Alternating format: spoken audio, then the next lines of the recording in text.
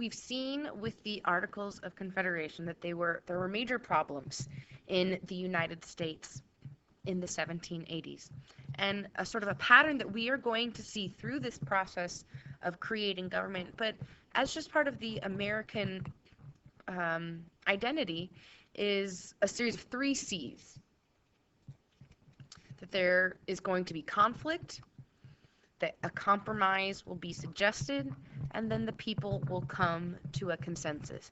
Now, this was important because with Shays' Rebellion in the late 1780s, 1786 and 1787, we have a rebellion that seems to threaten the safety and security of people, and some people thought this was not a big deal. For instance, Thomas Jefferson. He said, God forbid we should ever be 20 years without such a rebellion. We've had 13 independent states for 11 years. There has been one rebellion. That comes to one rebellion in a century and a half for each state. What country before ever existed a century and a half without a rebellion? So he thinks the Shays' Rebellion is not a huge deal. It is not posing any security risk.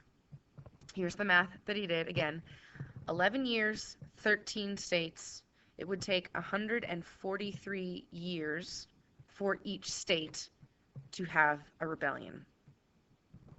For those that think that the existing system was not okay, they decide to meet first at Annapolis and then at Philadelphia. And this is not going to be a rebellion of pitchforks and farmers and, emptying the jails for the debtors. But they call this a rebellion of the better sort, which does sort of say that these are elitists, but for better or worse, that was who they are. That was who they were. That's the identity they had, the power that they had. So these articles are posing instability for these people. This meeting will begin in May of 1787, and it's going to be the elites, the members, people who were in the Continental Congress, again, the elites, not the regular citizens. And the question that they are debating is, should they replace or should they revise the Articles of Confederation? They do choose George Washington as the president of this group, and they'll begin to meet in Philadelphia, and this room might look a little bit familiar to you in what we now call Independence Hall. They're meeting first to debate, should we change, and then they decide to completely get rid of the Articles of Confederation. Now we're going to see this process of conflict, compromise, and consensus. In building this new system, the first problem that the convention comes up against is states' rights. The 13 individual states, they wanted to maintain that individual identity because they had come from a system of central government having too much power. And so the compromise suggested, the suggestion to deal with this issue of states' power versus a national government power is proposed by Virginia native James Madison. He was sort of a friend, or I guess maybe a protege, you could say, of Thomas Jefferson. Very Enlightenment thinking, wants to be reasonable. And he suggests that there be a government with three branches of government, and this would sort of separate power out. It would prevent an absolute leader taking over. He thinks that there should be two houses of government in a legislative body. One should be elected according to population. The other one should be appointed by the state legislature. And for both of these, population determines the size. The whole purpose of this is to create a series of checks and balances, a program or a process that we will refer to as federalism. So the whole purpose of the Virginia Plan is checks and balances at the state and the national level. That the state has its own powers and the national government has its own powers, a little bit like marble cake. That there's the vanilla cake, it has its own purpose. The chocolate cake has its own purpose, but they exist at the same time. But according to the Virginia Plan, Larger states, states with a bigger population, are going to have more power. This is not okay for smaller states. So we have a new problem. How do we delineate more equal powers? Well, that will come from the New Jersey plan.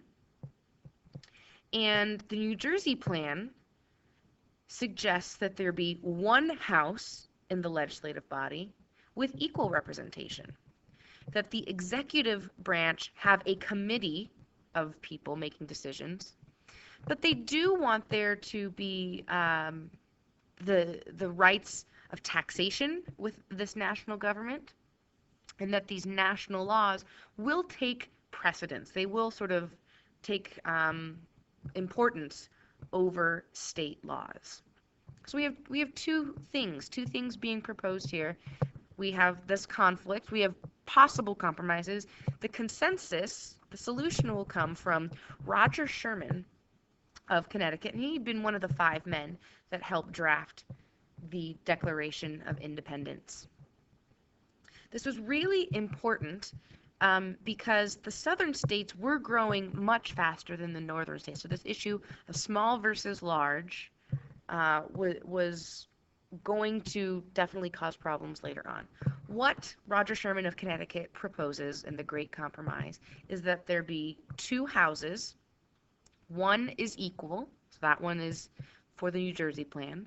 One is completely based on population. That would be the Virginia plan.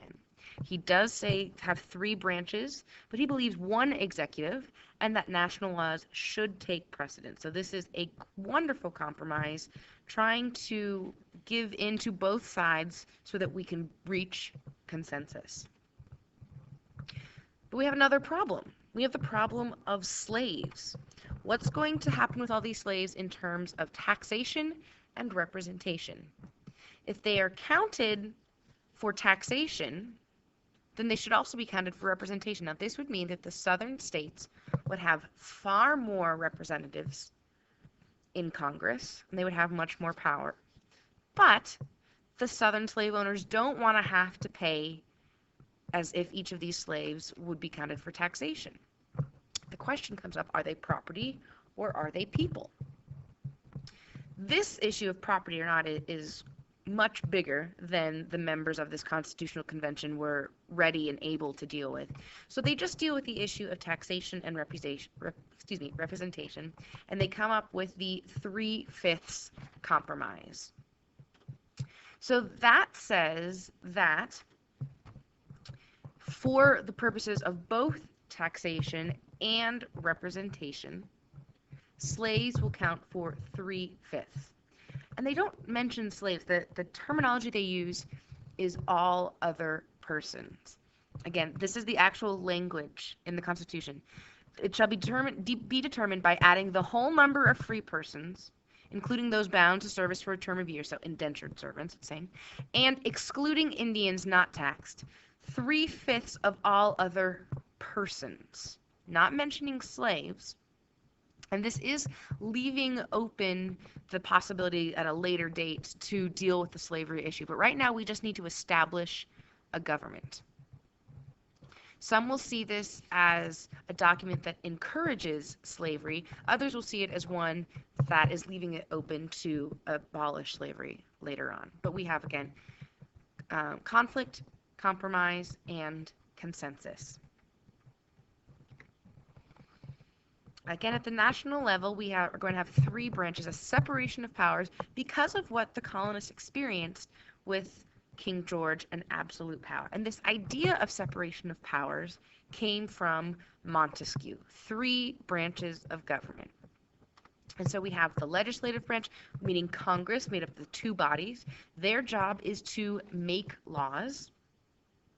The Senate is sort of the more elite. There are 2 senators, so this is equal. This would be the New Jersey plan. And then we have the House of Representatives based on population. This would be the Virginia plan. The executive branch, that their job is to enforce laws. This will be the president. They will have other jobs as well, but at this time their main job is to confirm or to veto or to deny laws created by the Congress. And then we have the judicial branch. Their job is to interpret laws. At the time, they had the authority to create lower courts, but they weren't given many other rights. We'll see later on in the unit other rights that they are given. We still have the question that we now have created a central government or a national government, but what about state governments? What about states' rights? And so we start talking about enumerated and reserved rights. Enumerated means rights that belong to the national government, to the federal government. Reserved rights means that the states get to keep specific rights. There is definitely some overlap. You can see there that both entities, national and state governments, can collect taxes. Both state governments and the national government can borrow money and are there to help the citizen, to provide the welfare for the citizen. But they also have individual rights and individual responsibilities. This is important in a reaction to the Articles of Confederation, but it will provide some confusion later on for the people that are trying to get the Constitution ratified.